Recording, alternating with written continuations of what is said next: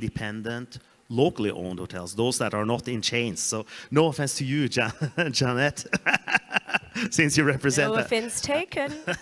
I hope so.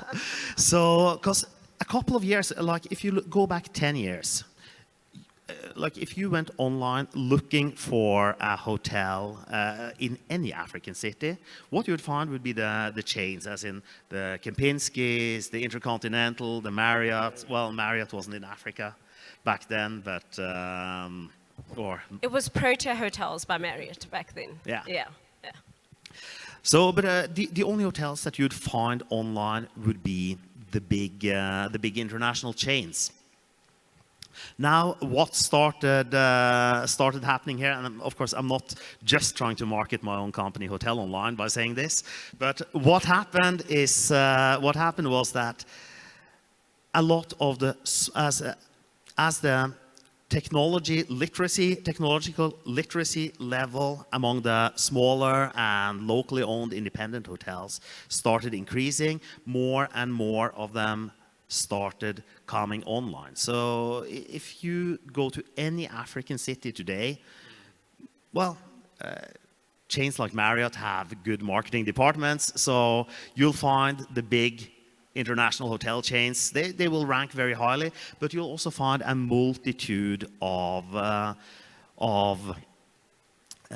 local hotels with a distinct identity, like, you know, something refreshingly new and different. Like, for instance, the hotel where I'm staying here, 430, which is a local hotel, beautiful. But hotels like that, you wouldn't find them online even just a couple of years ago. So from my perspective, that is one of the most important aspects of that digital disruption, that the local players, the independent players, have actually gotten a chance to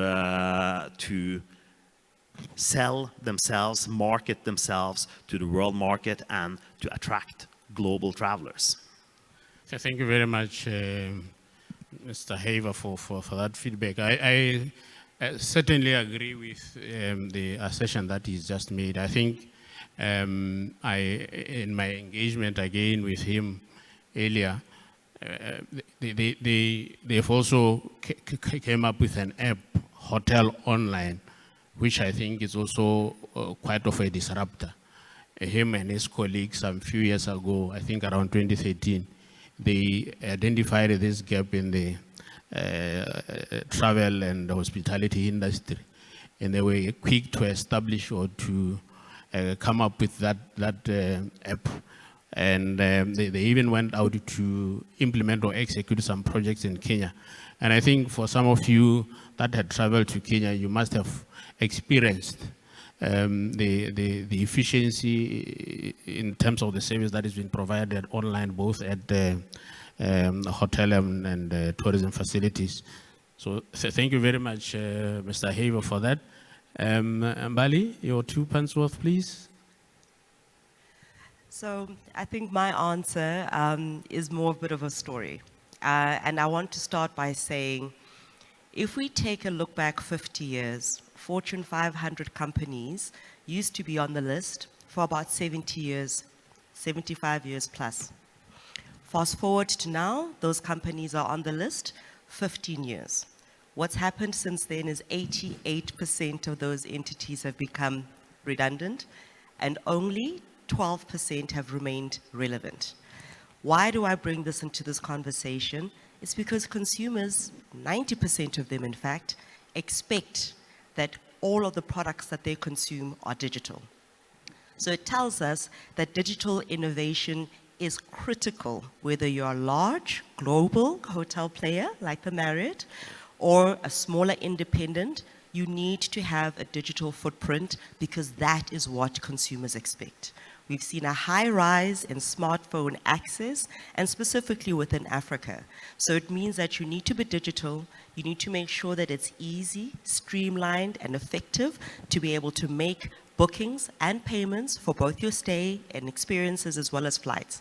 So it is pivotal that hotel as well as other accommodation and lodging partners, realize the need to digitize their business and to really be able to play within that space if they want a fair and equal share of business for themselves. Thank you very much, Ms. Ngomezulu. I don't know, Dr. Edward Nyamike, if you are still with us, your experience in Ghana, you've been the president of the Ghana Hotel Association. What's your take on the discussion that is ensuing, especially around the opportunities that are presented? All right. Thank you very much once again. And I must say the last speaker, my co-panelist, nearly threw the wind out of my sail, because she expressed my exact thoughts. And that is looking at it, the opportunities in digital disruption over the whole value chain of the tourism industry, right from searching for destinations to visa acquisition, flights, accommodation, and even the tourism attraction sites. So if you look at the fact that all these elements of the value chain of tourism has great potential for digitalization, then you agree with me that the opportunities are there. Indeed, I must say that when I was applying for the visa for Botswana, that is when I appreciated the whole concept of making visa application easy, because it was by e-visa. All I had to do was to sit in the comfort of my home, apply online, provide all the necessary documents. There were a few hitches, but I think it was more from our side. And eventually, I was told that when I get to the airport, the visa will be waiting for me there. I mean, how simpler can life be? Okay. So when all these are applied to other areas, because what guests want is to have an easier engagement with service providers. And so long as the digitalized system can provide that, I think that's a game changer. When you come to my space, which is accommodation, it's going on there. There are some few challenges which I'm sure the conversation will bring it up in terms of entities like the Airbnb and its impact on the traditional accommodation system like the hotels. We can look at that. But even there, the hotels also have access to the digital space. So they can also make maximum use of it, compete with the other disruptors like Airbnb, but of course within a fair business engagement. Okay, so the opportunities, I must say, is large. Even in transportation, car rentals, it is there. These days, you can have access to tourism sites, no matter the part of the world you belong to, and then you can find out what is available there in helping you to make the choice or decision of where to go to have your business meetings, exhibitions, and all that. So the opportunities are out there. Thank you. Thank you very much, Dr. Edward. I think the message is quite clear, and even some of the feedback or the issues that we are raising, I think they were raised even in previous discussions. I mean, the issue of facilitating easy movement of people between countries.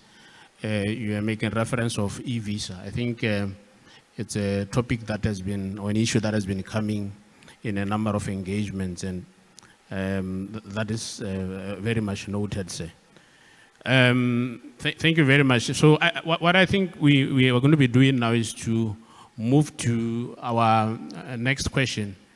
And the main anchor for this question, I would like to direct it to Mbali. You having been a very proven record of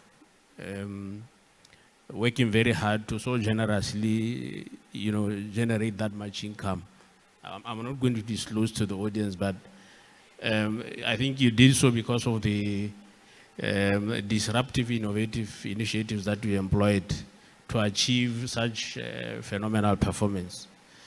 So if you can just share with the audience, again, how do payments play a role in digital disruption? I'm sure the audience can see the big smile on my face. And for me, what I've seen is payments open access. I've engaged with, and specifically within the travel space, we find tour operators and small products who have, whether it's local or international visitors, and are sitting with the challenge of waiting for funds to be paid. One of the engagements I had with the tour operator at a big travel expo, he'd been waiting for hundreds of thousands of rands from an international operator because he wasn't able to accept card payments on his platform. So what does that mean? It means you're limiting access to opportunities. It means that there's certain customers who already are not going to look to engage with you if you do not make it easy for them to be able to finalize their interest, close the sale, and make the payment. But it also impacts your liquidity as a business. I think we've seen this with multiple airlines across the African continent who are fighting and struggling with expropriation of funds. And essentially, the end impact is on the traveler. Because now we have connectivity challenges, we have half the availability of already strained resources. So I think the payment loop within how we support not just our hotel, travel accommodation partners, but specifically our travelers is very key and pivotal. As MasterCard, we have looked at it, and I liked how Jeanette put it in terms of global, regional, and local. So regionally, we have partnered with hotel groups such as Marriott, where we actually have co-brand cards out in market that help consumers to get more benefit simply by doing what they do best, shopping, utilizing their cards for purchases, meaning that they are able to actually have more benefits and rewards within hotel spaces. We are partnering up with airlines to look at how they manage fraud, chargebacks, risk mitigation, in order to make sure that they can open up and expand acceptance across various markets. And what does that mean? Additional liquidity, additional flights, additional routes. We've also then said, what can we do for our SMEs? So I mentioned the tour operator waiting for funds.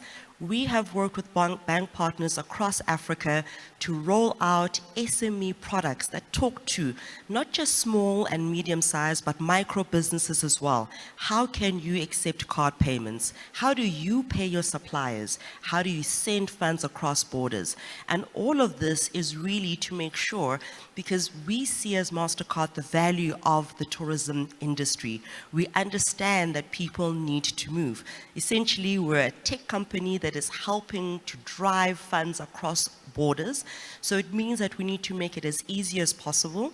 And I think my favorite in terms of how we look at it is all of the large entities that we see today started off as a small business. So we are looking at supporting from our micro businesses right up to our global entities to make sure that we actually include all of our countries in the digital economy. Thank you very much, Mbali. Maybe somewhat similar question, but put in it a different way for my other panelists. I can see that we are probably going to be challenged with time. We still have many more questions to answer.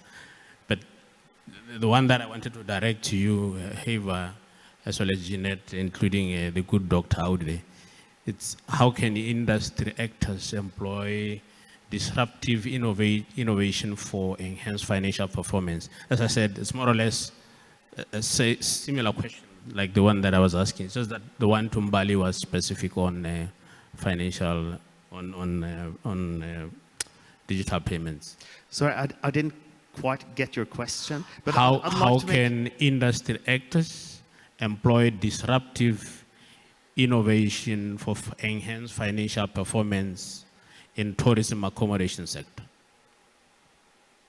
Or if you want, you can respond to the one that I had asked in Valley. Please go ahead. I actually had a question that goes directly to you there as a comment to yours, because now, when it comes to the importance of payment, well, we all know that it's important to get paid, of course.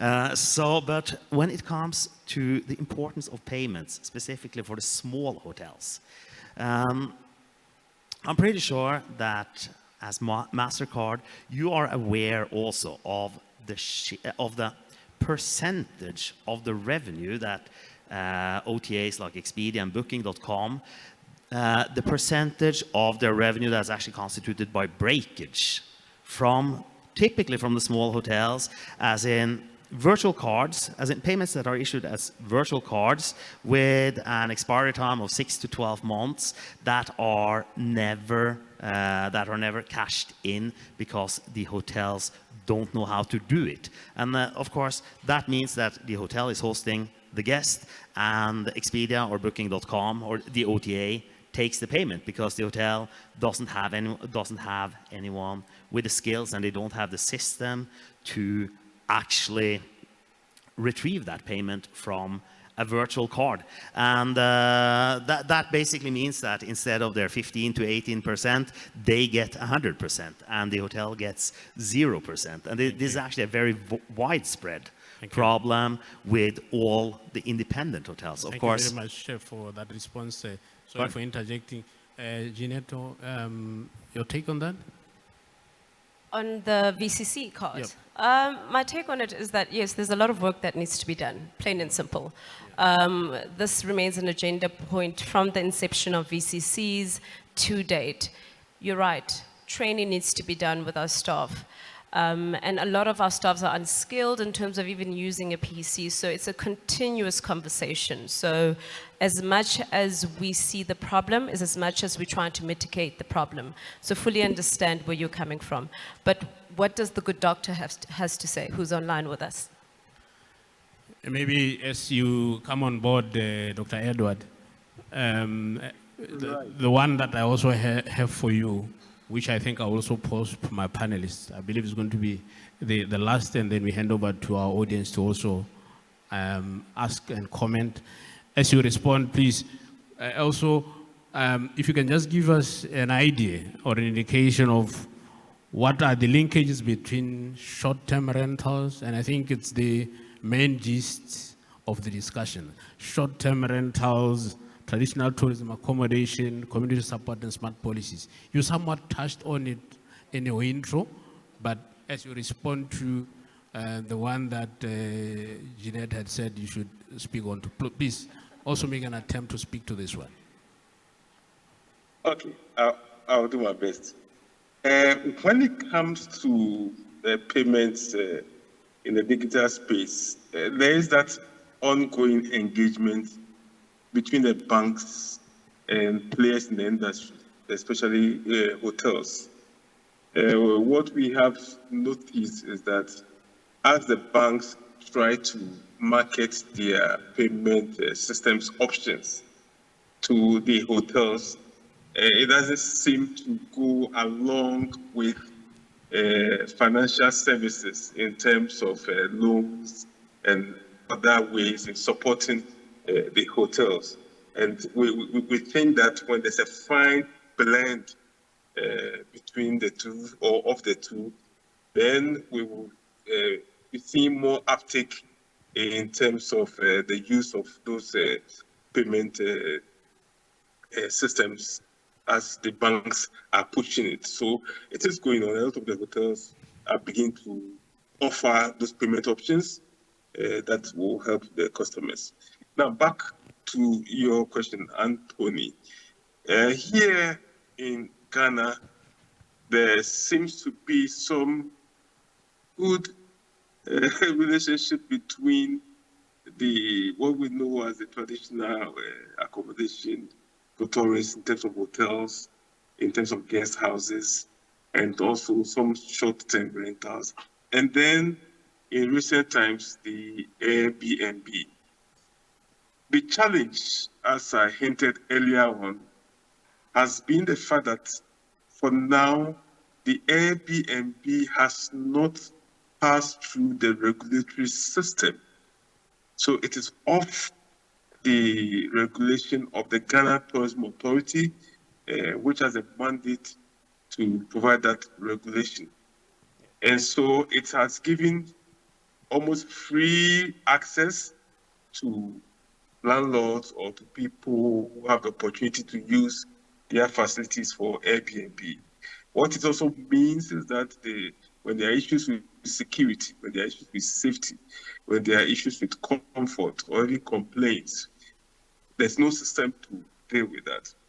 Again, once they're out of the regulatory system, it also means that there's no payment of taxes, there's no payment of permit fees for the several regulatory entities that the hotels pay. Okay, so obviously it creates that unfair business environment, and that has become the major issue. We happened to be at a program yesterday where the Chief Executive Officer of the Ghana Tourism Authority was there, and he assured us at the program that they were almost 95% true in providing that regulatory framework for those on the digital space. And for now, we can use the Airbnb as a case study. So they're almost true with that. And once that is done, then there will be some fairness. Yeah. Okay. But yes, so basically, because you see, the point is that we want to provide as much options for accommodation for the targets that we are looking into the future. And Airbnb is good, but let's do it in a manner that will favor everybody. Thank you very much. Thank you very much, the good doctor, for your insights. We are really pressed for time, and if I can have one from my panelists responding to that, and then I'm going to be hand over to taking a few comments, questions, too, from the floor. But before then, let me allow for my good panelists. Do you have anything to respond to? If not, yes. The linkages between short-term, and then I'm going to be taking 2 comments or questions from the floor. Well, I think now it's my turn to smile.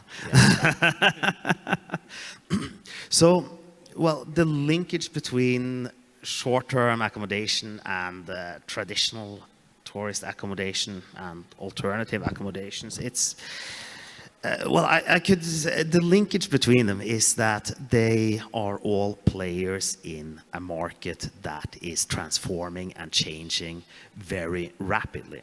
I mean, we've become accustomed over, like if you see it in a bigger historical perspective, we become accustomed over a couple of generations to think that if you travel somewhere, then you're staying in a hotel. And obviously, this has, of course, the big disruption here has been the short-term accommodations that basically people turning apartments into accommodations. And frankly myself, I basically only stay in apartments when I travel. I only stay in Airbnbs because you get much more space, you get privacy, and you don't have to eat those boring hotel breakfasts. You can actually decide yourself what... Excuse me? Okay, not all of them are boring. So I'm going to come in here because he's talking, and I'm like, I know we're pressed for time, but listen, short-term accommodation has always been there, right? It's just now done in an organized manner. Right? Whether it's through Airbnb, Booking.com, your platform. That is the only difference. If you look at all the international brands, we do have short-term accommodation. So I work for Marriott. We have apartments. We've always had apartments. We've launched 2 other new apartments. We have Homes and Villas, which is a direct competitor to Airbnb. There's nothing boring about a good old-fashioned breakfast. Sorry for you, I enjoy my breakfast. So I was joking. you may continue, but I know Anthony will press for Thank you time. very much. Thanks, Havok and Jeanette. I So- gotta love it when you can trigger a bit of a heated Thank you debate, very right? much, my panelists, for that insightful. So I'm going to be taking comments, questions from the floor. One second, I give us know some there more are time. those that could be participating through our virtual platforms. If there are any that have been raised, I can see there's a hand there. Yes, let me start with the lady. Yes, go ahead, ma'am. Good afternoon. You probably already know me, it's Tess Prus, but today I'm going to wear my hat as a DMC, Crystal Events, and this is for Jeanette. I need to understand, with the switch over to TBO, we have to book FITs through that online booking system, but what worries me is that I feel we lose our personal relationship with whichever property we're working with, but also our clients are potentially stuck with the online tour operators' terms and conditions where we have no control over it. So if a guest books into the hotel or they want to change a booking last minute, they don't call TBO, they call me. How do we deal with that situation? Thank you. Thank you. Before you respond, Jeanette, let's just take another. I don't know if there's any from our virtual platforms, but I can see the lady there. Please go ahead, ma'am. Good afternoon, colleagues. My name is Onetsui. I'm the co-founder of the Grand Comfort Guest Lodge based in Northwest South Africa. I actually have two questions, one for Janet and one for Mbali. So Janet, I want to know from you, knowing that the Marriott it's known as a hotel, like a lot of their accommodation that exists is hotels. So is the Marriott open to partnering with SMMEs like lodges, to obviously expand their service offerings to their clients, not just to give them a hotel experience, but to give them also more of a lodge experience? And from Bali, I want to know, you said payments open access, right? So I want to know, because, I'm not offending Africa. I love Africa, I'm South African, but the platforms that they use in Europe and America how do I say this? They don't normally, payments really struggle to reflect in this side, let me just say this side, because while it's difficult for people to make payments into Africa, so for me, for example, I use platforms such as Knightsbridge and Bookings.com that's automatically linked with Knightsbridge, which opens all the other platforms in the hotel industry. So does MasterCard have supplier development programs to empower small SMMEs like mine to expand their options of receiving payments and also developing the business as a whole? Thank you. Thank you very much. I think let's give our audience, our panelists, a chance to respond, please. As I said, we are very much pressed for time. Let me give Jeanette as well as Mbali to respond to the questions. Please go ahead, Mbali. We are in trouble. So I'm going to try and keep it to a minute. Tess, I understand your frustrations from a DMC perspective, because now we've created this platform that you need to use for your customers. I do not have a solution as to what that looks like in terms of them. If they have to now make changes, instead of going via TBO, now they're coming through to you, and it's now causing a friction. I think that's where you're coming from. So I do not have an answer for you. Happy to have a discussion now offline because we're pressed for time, but I'm happy to now grab a coffee with you and we can have that discussion. Is that okay?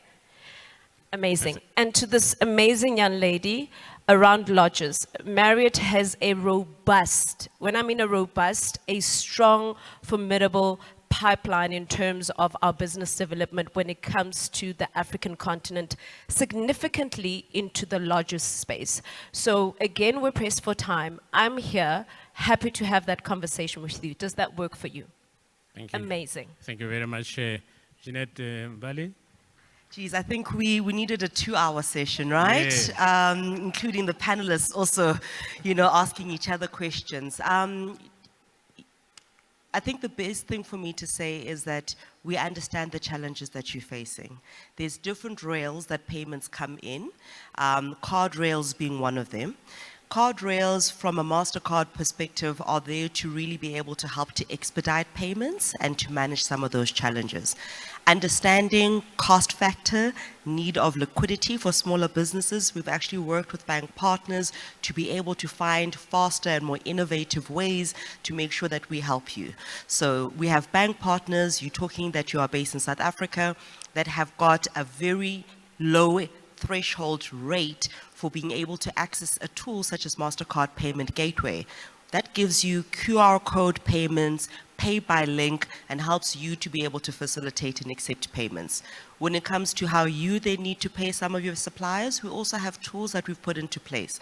So I just want you to rest assured that we've worked with bank partners, not just in South Africa, but throughout Africa, to create a formidable SME portfolio that will help you with access to payments, that will help you with access to card, that will help you with understanding the virtual card platform as well. So I'm also here. We have a lunch break. Come through, let's have a chat, and I can point you in the right direction that will be able to assist you with what you need for your business. Thank you very much. A round of applause for my panelists. I'm sorry we'll have to end it here. As I said, we are very much pressed for time. But let me take this opportunity to thank my good panelists, the two ladies, Mr. Havak and Edward, joining us from Ghana.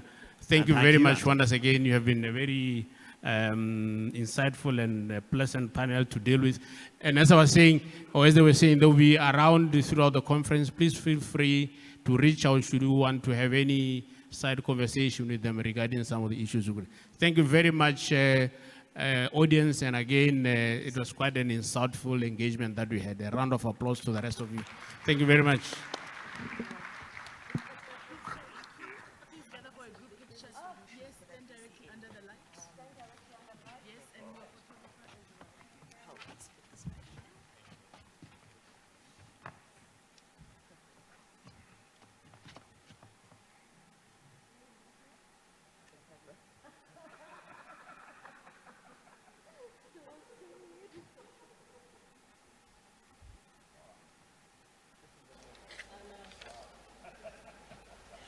Well, thank you very much, Anthony, and your panelists. I think let's give them another round of applause. That was a very insightful panel discussion, in actual fact. May I kindly ask that the moderator of the next panel, please go and see our stage manager by the technical desk, Mr. Bandele. Please make sure that you go to, actually, yeah, I'm going to make the same mistake of mistering people that are not misters. I'm going to just say Olayinka Bandele. Please make sure that you go by the technical desk to go see our stage manager for a small brief. But before that, I think you will agree with me that we had an insightful conversation here talking to the digital disruption in the tourism accommodation. I play in the media space, and I was very hurt, if you will, and very sad to have been replaced by digital transformation just recently. So I received an RFQ from a client, from a potential client really, who was asking for my MC services. I sent my quotation as per request, only to not get the gig. So I make a follow-up to find out what exactly happened, only to be responded by the fact that AI really replaced me.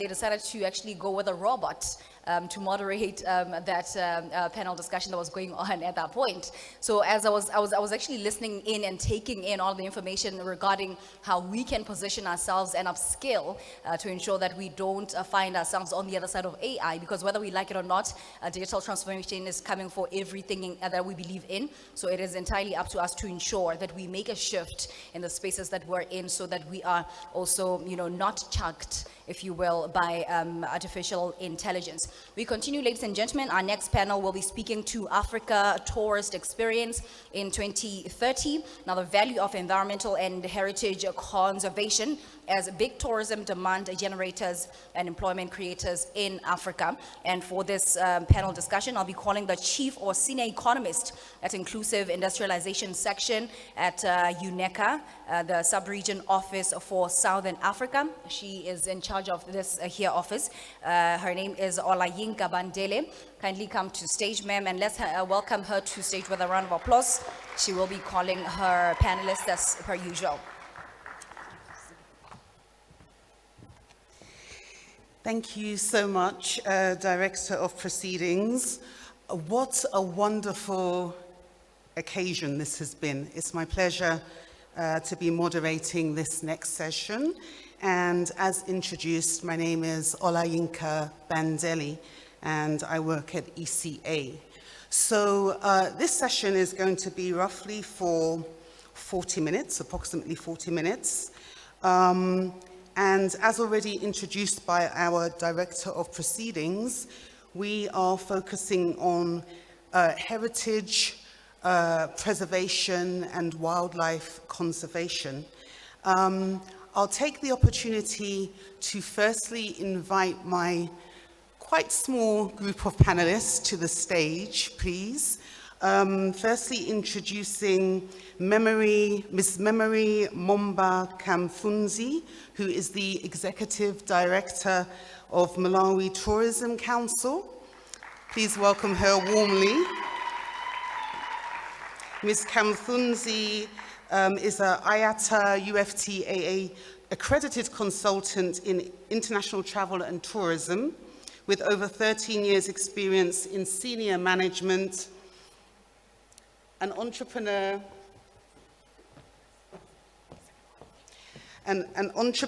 travel sales and marketing expert, and she is, of course, the current executive director of Malawi Tourism Council.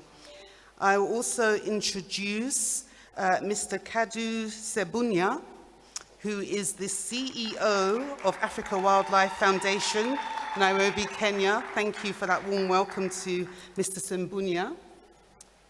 Mr. Sembunya's career spans 3 decades. Prior to assuming the role of CEO, he served as the president of the Africa Wildlife Foundation. In addition to his role at AWF, he is a member of the European Union High-Level Group on Africa-Europe Partnerships. His contributions extend to fostering collaboration between China and Africa through the China-Africa Wildlife Conservation Council and promoting regional conservation efforts as a member of the East Africa Wildlife Society. We will begin.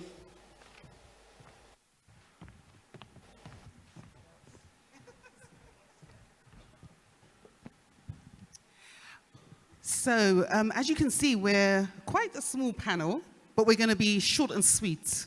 And we hope the interactions from the floor will also be very exciting for this session. So just giving a little bit of a background first before we get into the questions for our esteemed panel. So this session focuses on how by showcasing Africa's historical sites, heritage tourism can bridge the gap between the past and the present, allowing travelers to connect with their roots and gain a deeper understanding of human history and civilization. Additionally, there is this ever-growing demand for responsible travel, with travelers seeking more sustainable ways to holiday. But animal welfare is that missing piece, it appears.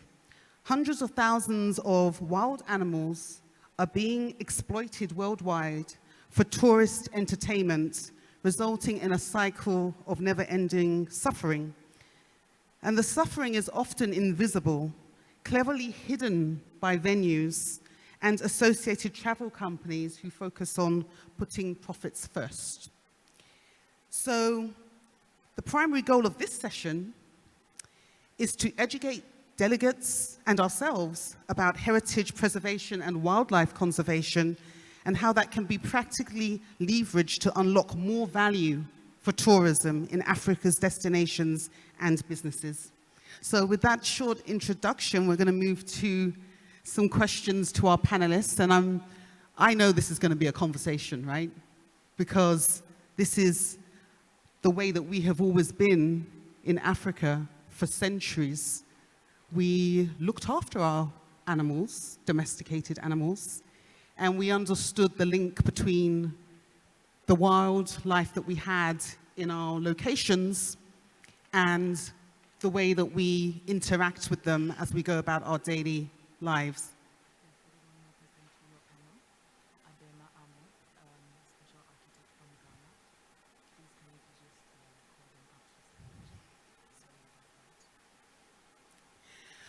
Okay, so recognizing that we're quite a small panel, we've been offered another panelist. So I think it's a Mr. Abemo Mamo. I hope I've pronounced, I don't know, she didn't say whether it was a Mr. or Mrs., by the way.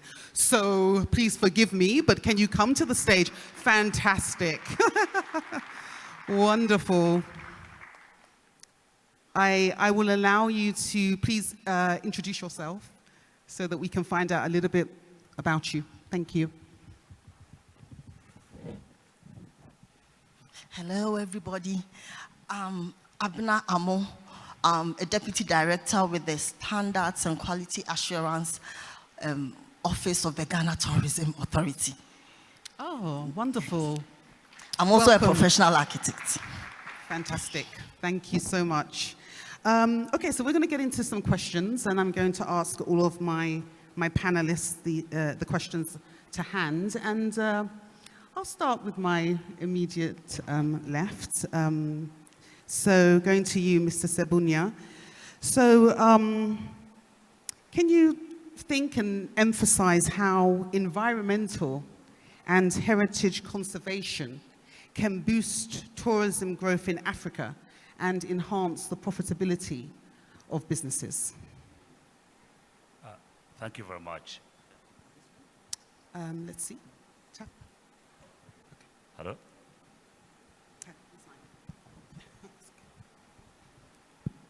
Hello?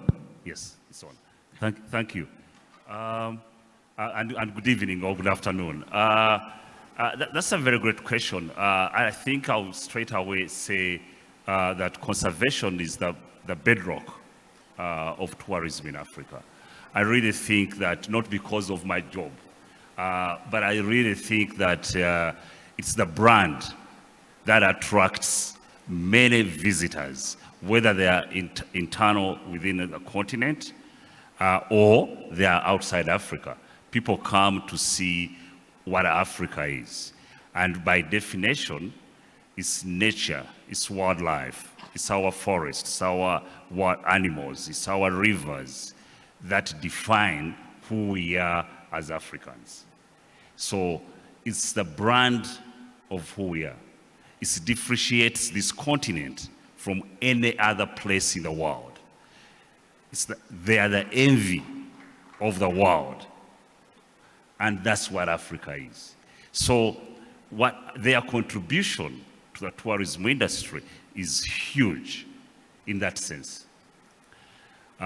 And tourism industry, majority of hospitality especially, majority of it is, you can say it sometimes hosting conferences, sometimes it's our beaches, but most of it is really on nature. It's focused on nature. And therefore, conservation plays a bigger role. What we've seen, though, is that we needed to make some adjustments, since you mentioned 2030, in how that will look like. We would like to, and this previous panel is critical in doing this, we would like to see more connections between the industry today and the rural economies in the destinations on the continent. If we have protected areas, we would like to see not an alternative economy for the people around protected areas.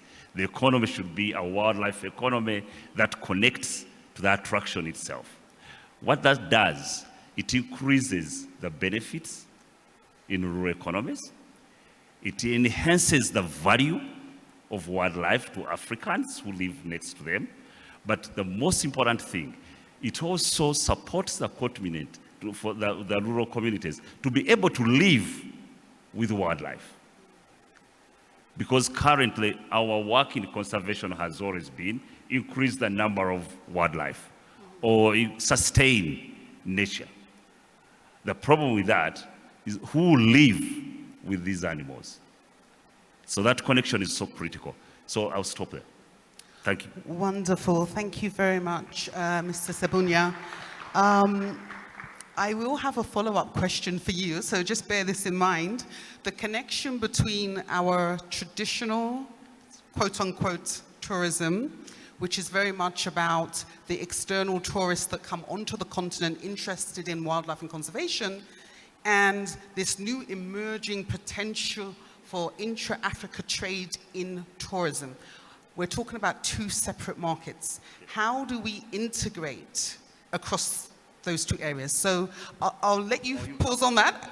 I'll come back and let's go to Memory. Over to you, Memory. The same question, original question. Thank you, Aura. I will first of all say we as Africans, we are blessed with so much that my colleague has said that we are your brand. But how much of a brand, of the natural resources that we have, the heritage that we have, we use when we are now doing marketing and branding of our different destinations? So we can enhance the profitability of businesses if we market our different heritages and brand our different, heritages.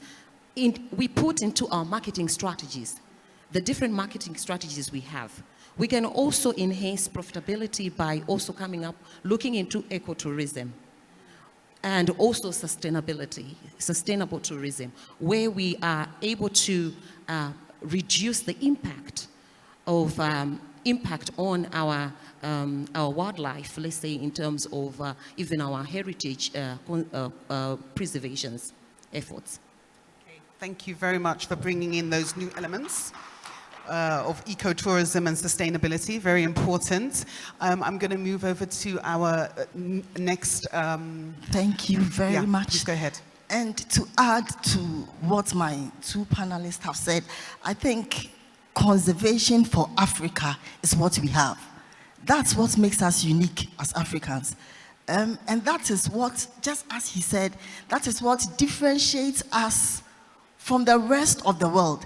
So I believe our wildlife, our forts and castles, and we don't have to forget our culture.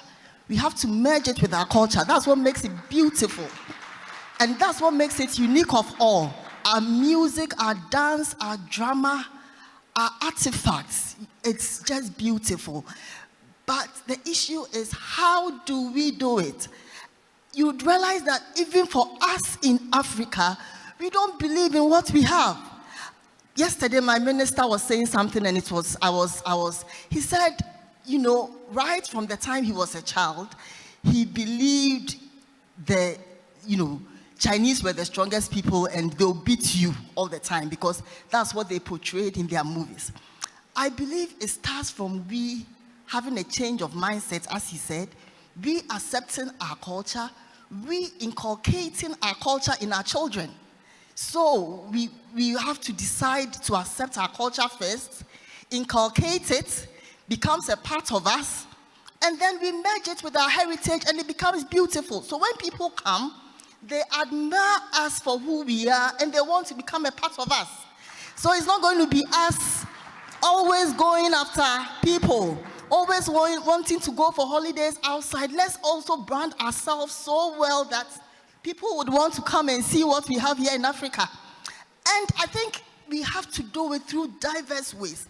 Through we first accepting what we have, embracing it, educating our youngsters, mentoring our youngsters. If we don't do that, over time, we are going to lose it. Because once our elderly ones move, that is it. The youngsters are watching the movies, they are watching the internet, and they are grabbing what's on the internet. So it's high time we change what's happening by using our movies, using education to bring them up so that we become proud custodians of our culture. I'll share something with you. Yesterday, I don't know how many people saw me. I came in a print, an African print, but it was a Ghanaian print. So I was lodging in my hotel. I came downstairs to have breakfast, and a gentleman just saw me and started speaking the Ghanaian language. So I was amazed. I just went back, and he started laughing. And I asked, how do you know I'm a Ghanaian? And he said, it's all over you. You have all the motives. Apparently, yesterday, what I wore had the Edinkra symbols. So if you're a Ghanaian and you know about Edinkra symbol, you just know that I was branding Ghana and, of course, branding Africa. So what am I trying to say? Can we appreciate what we have? Can we wear what we have? Can we eat and appreciate our food? Most of us don't even know some of our local dishes. And that all comes into branding and protecting our heritage.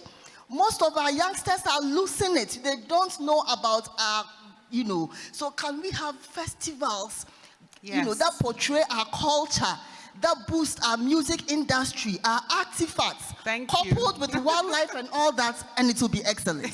Thank you very much. Thank you so much for that insight. And I think actually what you did in your expansion was you took us full circle to the second question that I posed back in terms of how do we now connect that which has been traditional, wildlife preservation, heritage conservation, with these new aspects which we are actually interested in knowing more about ourselves in terms of our neighbor. What is our neighbor's culture, food, this opportunity that you've expanded on. So you've actually touched on that in your response. I'd like to also go to Mr. Sebunya and also give you that opportunity.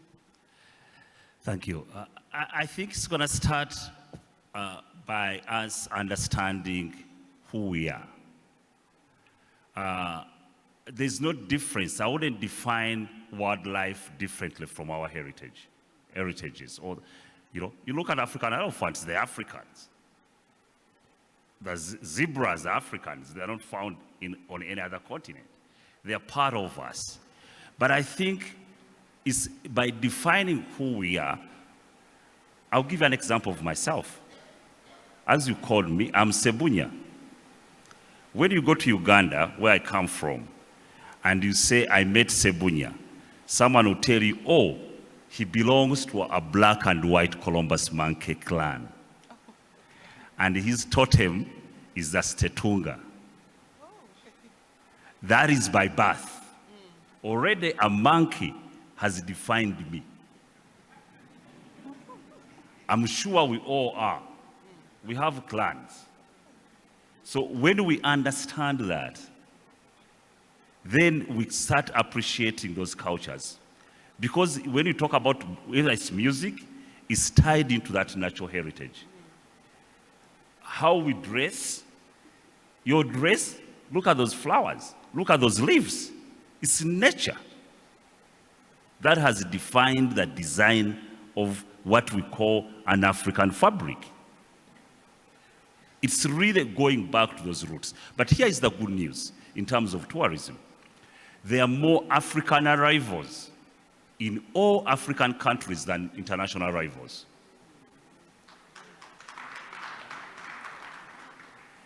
The middle class has grown faster than any other continent apart from China. And that middle class is younger and more educated than any Africans that have ever walked this planet. And they are the majority of this continent. They are different from my generation. They've been exposed by technology, internet. They like African music continentally than my generation. They've traveled more across borders. What hasn't happened is that, and we haven't discussed, it was what happened in the previous panel. Tourism industry or hospitality industry has not marketed to Africans. Yeah, fair enough, yeah. It's easier to book a tour anywhere in Africa when you're outside Africa. And it can even turn out to be cheaper, at least for wildlife. I know this for sure.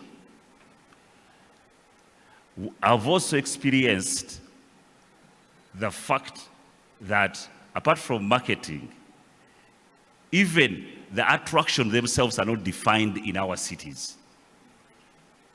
There are no packages that are addressing tourism in our cities. You have really to work so hard to do that. So first of all, it's the marketing side of things, to get Africans to play a role.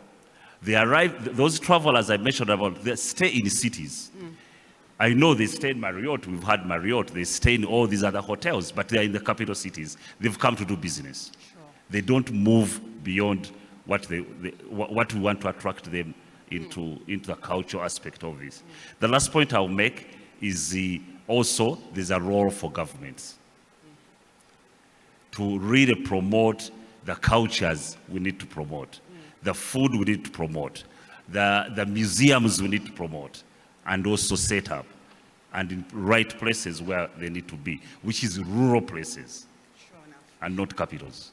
Thank you so much for that insight. And I think, thank you. I think you're touching on a number of issues around city tourism, gastronomy, and the role of policymakers within that framework, and also obviously marketing to ourselves. Memory, over to you for some insights on the same question. Yeah, I will start by branding and marketing. I think it would be injustice if I were not to recognize or acknowledge the efforts that South Africa is doing in terms of using their natural resources. Recently, there was this video that has gone viral where, of course, they've used Trevor Noah in, marketing their destination, and they're using the different, offerings that they have within a city or within their country. That's the sort of marketing we are looking for.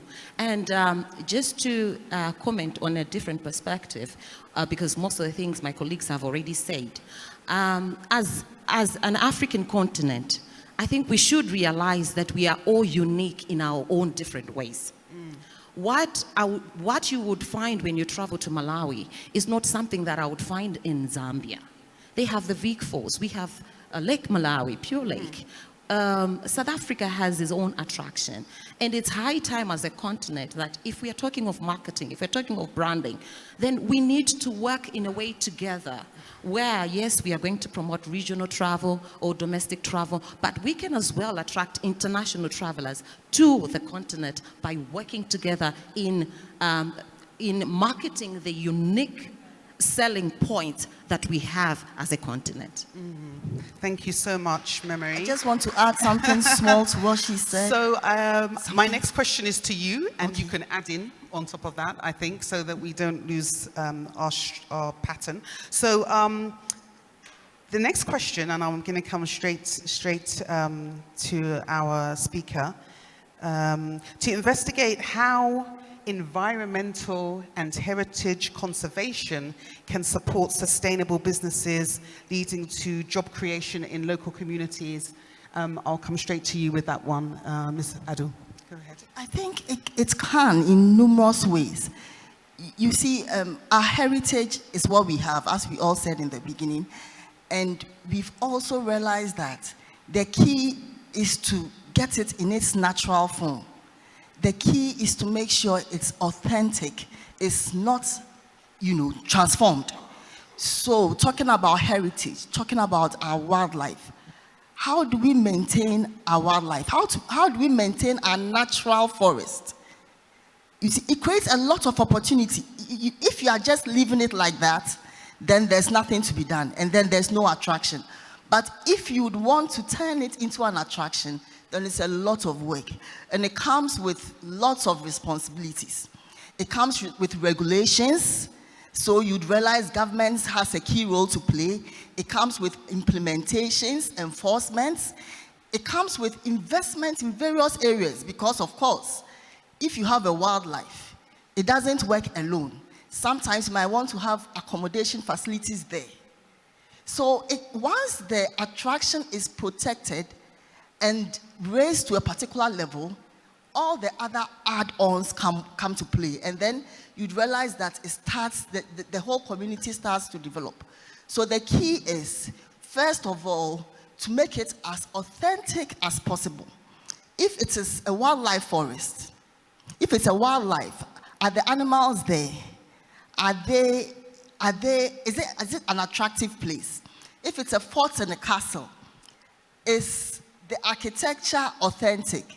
You see, one thing that makes our forts and castles attractive is how it used to be. You know, when tourists come, they would want to experience that. You know, it used to be places where slaves were taken off and all that. And it has to depict that. The architecture has to be like that.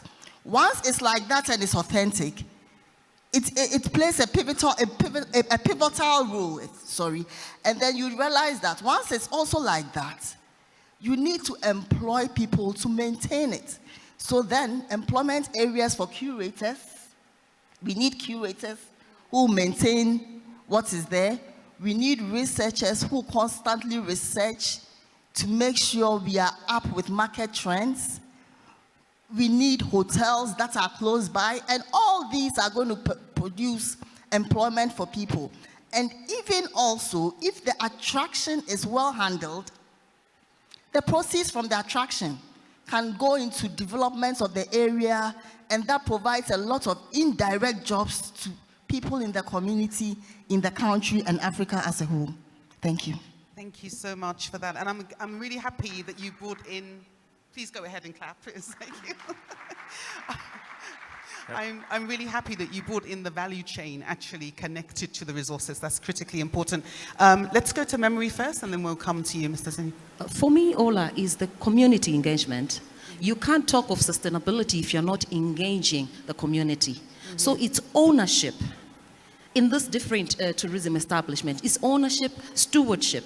That leads, into growing your business, into preservation, into conservation.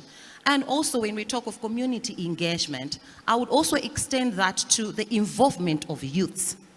How many times do we engage the young people to be a part of the initiatives that we are coming up with?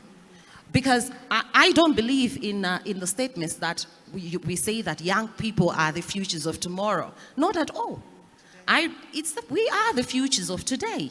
And I'm glad that ATLF recognizes that, and this is why I think I'm the youngest panelist that they're trying to involve, So it all starts from involving even young people. Because if we do involve young people, we know that whatever initiatives we are coming up with will be sustainable.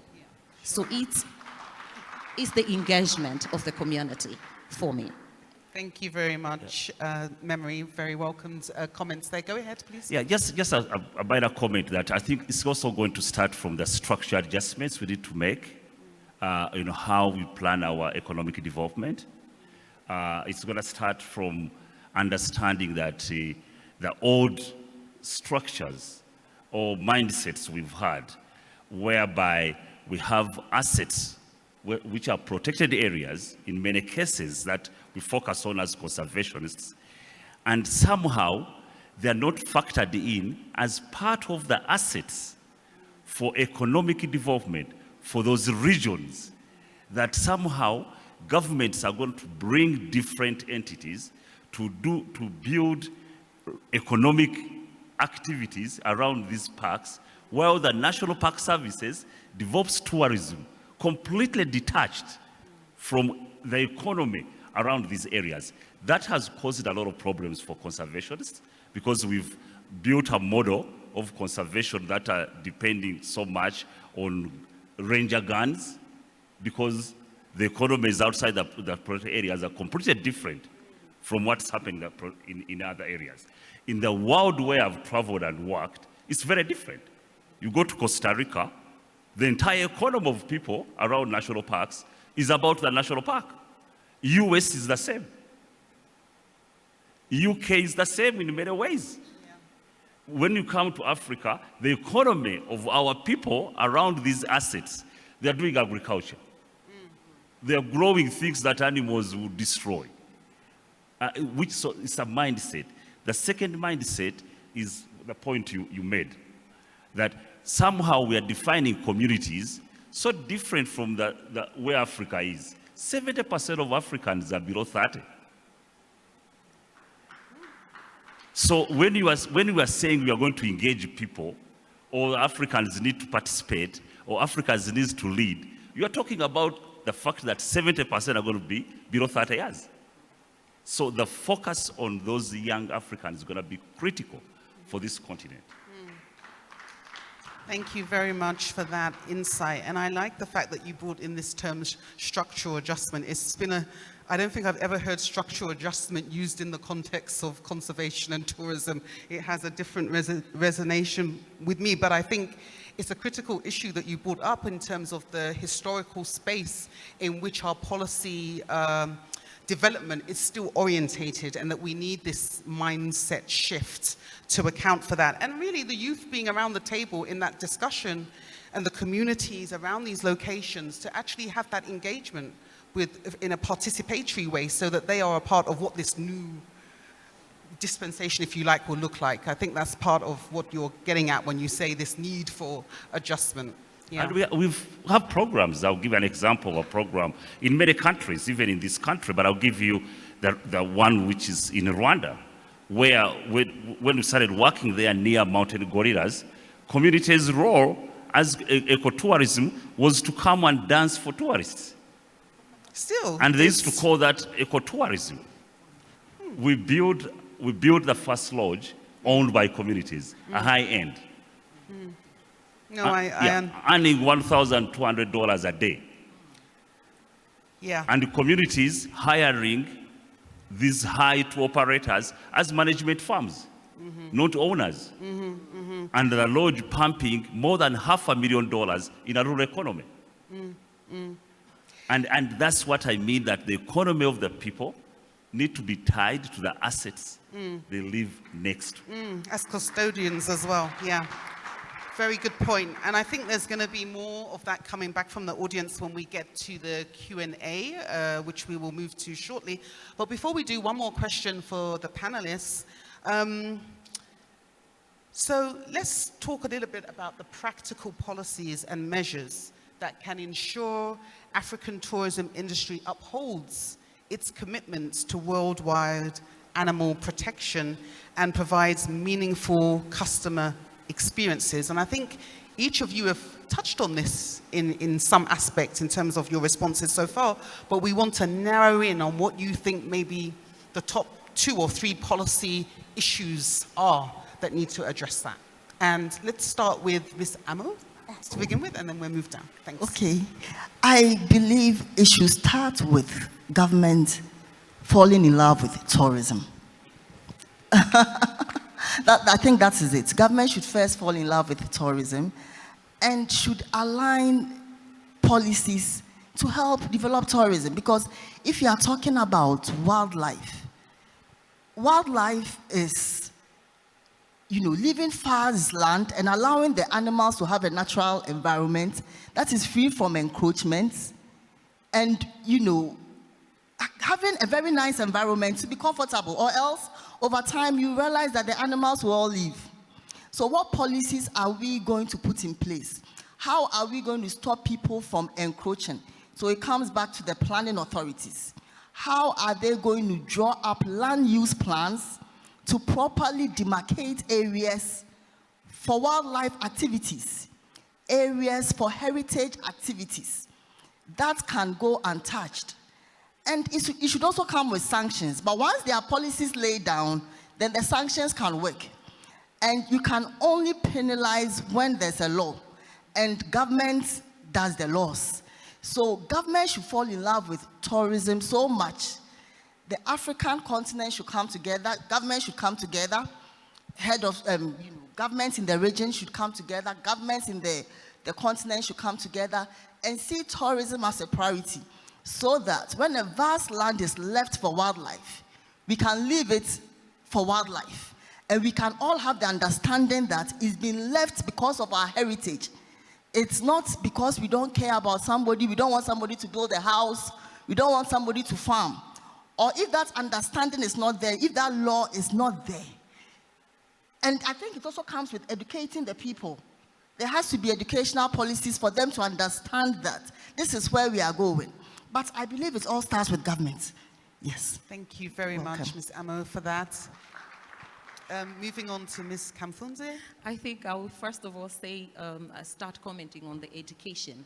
The education needs to go both ways. So it's to the community as well as the tourists that visit our different destinations, because they need to know what they are limited to also do in the different attraction sites that we have. A point that I wanted to make was on we need to ensure that there is transparency and accountability.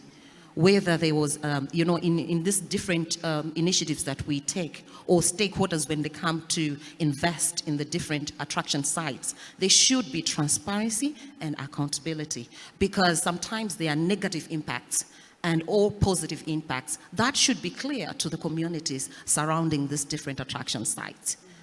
Yeah. Thank you very much. And over to you, last panelist. I think that this is about international trade.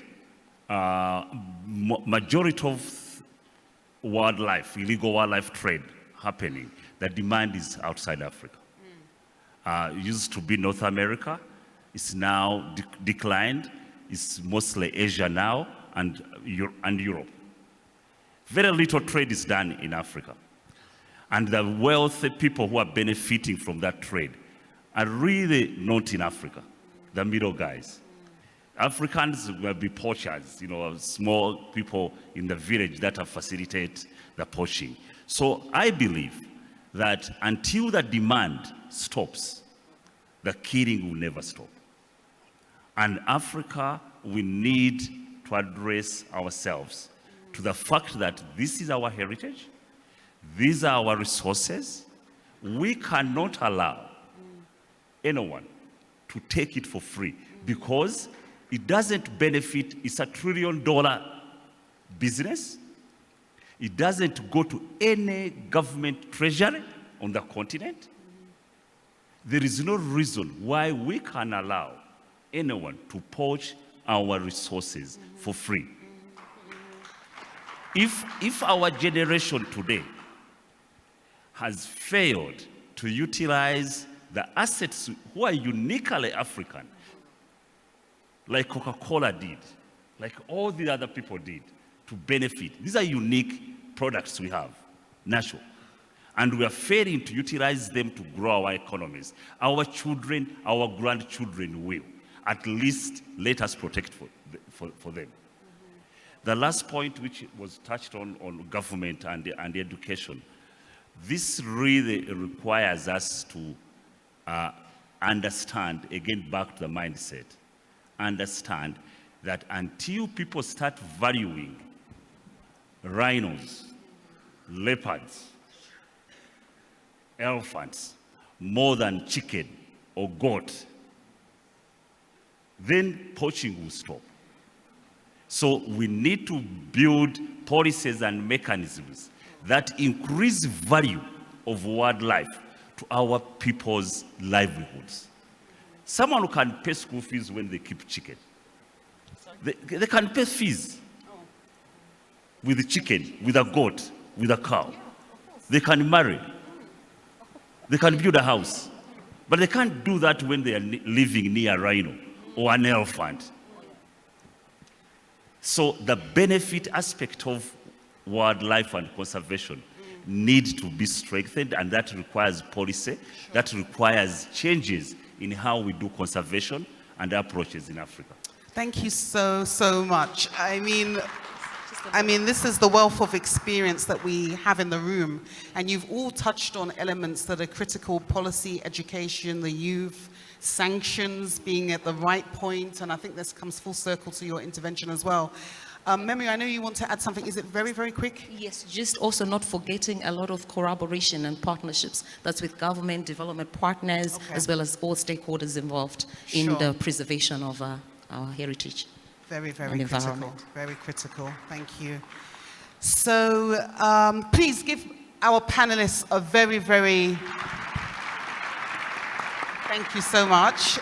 We haven't finished yet. It was just to kind of endorse a lot of the critical points that they made. This is the future, one part of the pillar of the tourism that we have and that we have had for such a long time that we need to preserve. And we heard very critically that issue about This is a $1 trillion poaching market that actually Africa is not benefiting from.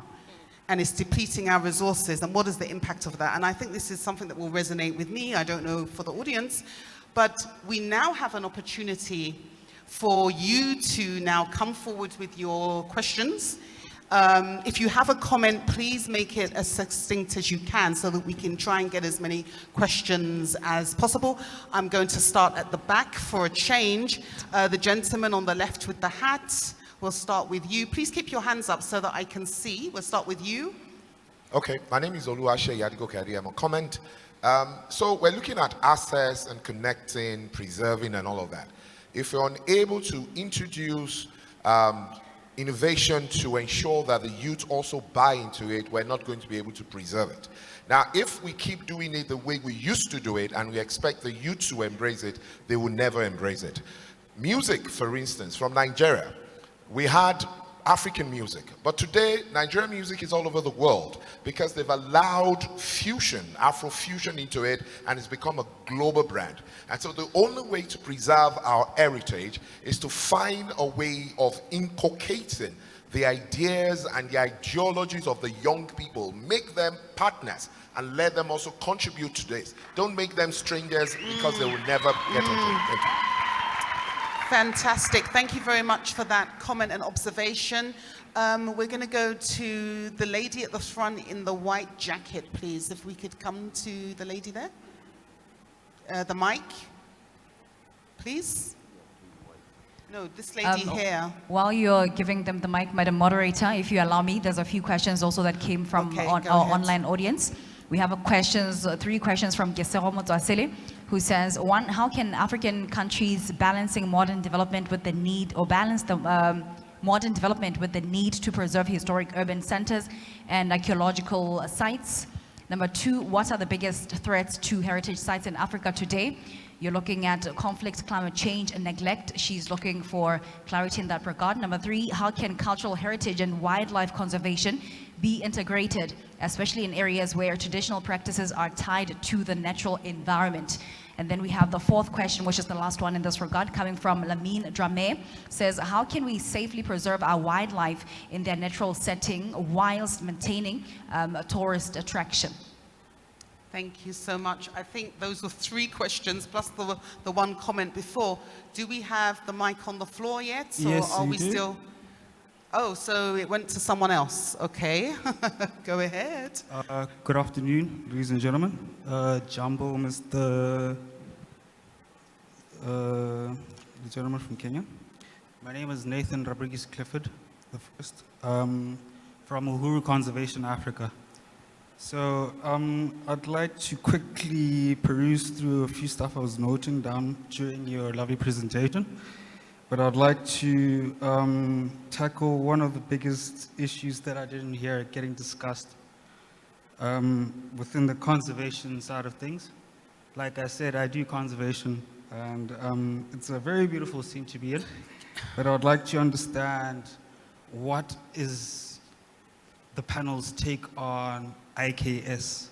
IKS being Indigenous Knowledge Systems, which is one of the backbones behind the conservation side of things.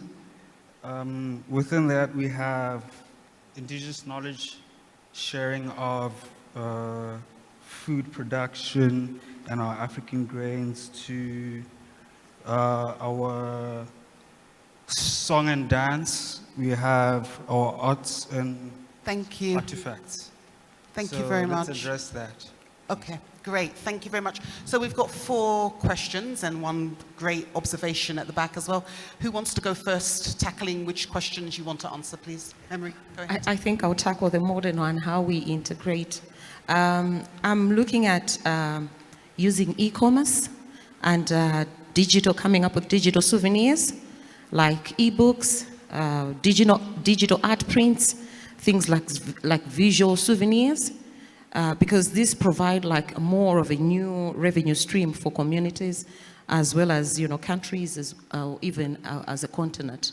So going having e-books, having our digital art prints online, selling them, I think that's the way to go, as it is in terms of digitalization. Okay, and to add something small to that about how can wildlife be integrated to community, right? Okay, I think that's why we have ecotourism. It depends on how it goes. Some can be, in Ghana we have Tafiatomi, we have Boabin Fiema, where we have monkeys that roam about the community and they don't harm them. But where we have wild animals, then probably those could be away and protected from harming members of the community. But we also have safaris. Right now in Ghana, we are coming up with concepts of safaris, beautiful concepts, where we merge, hotels acting as safaris. You can have a feel of the wildlife and still enjoy accommodation facilities scattered along the safaris, and it's beautiful. But the whole idea is for the community to accept it and then just make sure there's segregation. The wild animals are a bit off, and sometimes the animals that don't cause harm can be integrated into the community, and it makes it more beautiful. Thank you so much, Mr. Sibonye. Yeah, I think I had one of what's the biggest threat to conservation? It's the biggest threat, at least from our work and experience, is the habitat loss and climate change. Those are the biggest threats right now to conservation and wildlife management. The habitat is threatened because of the economic decisions we are making, especially on agriculture. And climate change, you know what it is. There's the drought going on right now in Southern Africa. People and wildlife are dying. Then that second question, which was indigenous knowledge, it was a proper comment. I totally agree with the gentleman that until Africans hear from other Africans why conservation is important, we're going to have a hard time. We have outsourced a lot of the conservation work to many people who mean good outside Africa, who are carrying out majority of the work of conservation on this continent. Or we hear from Hollywood telling us the elephants in Africa are critically important. And the African voices, when I'm growing up, I never had an African on TV or anywhere telling me why conservation is important. And so that ties into the indigenous knowledge. We have the experience, we've lived with this in these places for a very long time. And that approach, the work of conservation needs to change. It's not giving us the results we want. Sure enough. I like how we came full circle almost to the African identity, which is also connected to indigenous knowledge and making use of what we have and what we know. And Absolutely. I think that is critical. Thank you so much. I think we are, unfortunately, I'm being told we're at the end of this panel. I would have loved to have come and asked you some more questions to the panelists, but we're being directed. And I did want to go to a lady on the floor because we had two men give questions and I was hoping to come to you right there, but unfortunately it's not in my control. So can we please give our panelists a very warm thank you for their insights. Fantastic job. Really enjoyed engaging with you. Thank you very where I much. sit. Okay, thank you. Thank you. Thank you.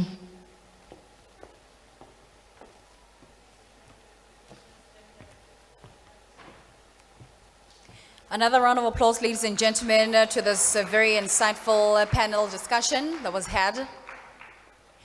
And like the moderator said, ladies and gentlemen, this is how we come to the first session of our second day at the ATLF 2024. We'll be coming back into the hall to proceed with the last items on the program. We have a few other panel discussions as well as other items that we need to get through for the second day of the ATLF. But before we get there, ladies and gentlemen, there's someone who's missing an iPhone 14. There's an iPhone 14 that's in a purple cover. They lost it, so if you find it, please come see me. And I will give it to the rightful owner. There's also an ODS member who actually lost a hotel key card for Piedmont. I think it's room 522. So if you have lost a card, a hotel key card, please come and see me to get it as well. And then just maybe a few announcements before we close our session for the afternoon as we go out to lunch. The speakers, buyers, and members of the media, you are advised to kindly stay behind for instructions on what your lunch serving arrangements will be.